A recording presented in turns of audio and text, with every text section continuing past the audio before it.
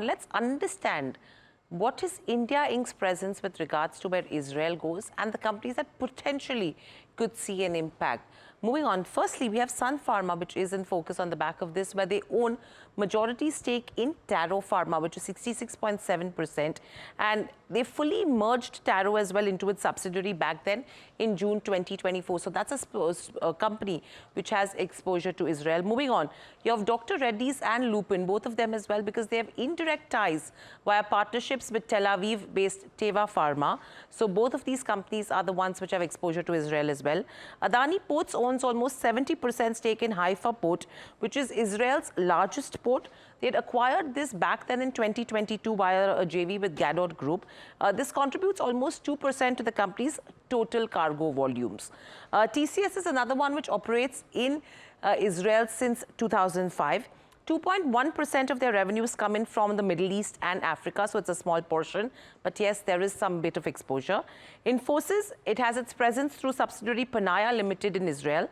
Approximately 200 employees and a turnover of around 342 odd crores is what the company did see from this in 2023. Wipro, again, in Israel, it's invested in Israel-based TLV partners. They operate in the aerospace division with Wipro Givon. So that's another company. Another tech giant, which is Tech Mahindra, also has exposure to Israel, where they collaborated with Israel firm, which is InsurTech, Antidote, and they provide IT services in Israel as well. And lastly, you have L&T.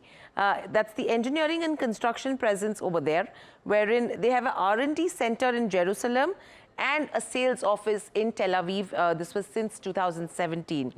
From the financial space, you have SBI.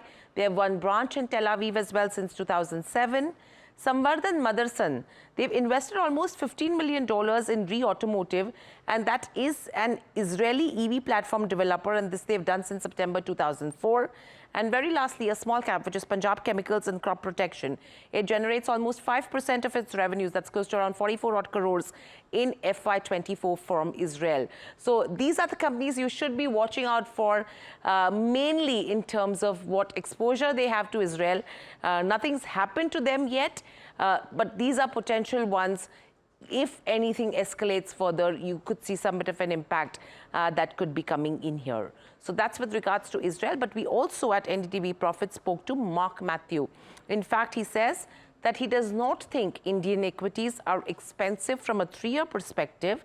And he also says that probably this is the space to bet big on. Let's quickly listen in to what he had to say.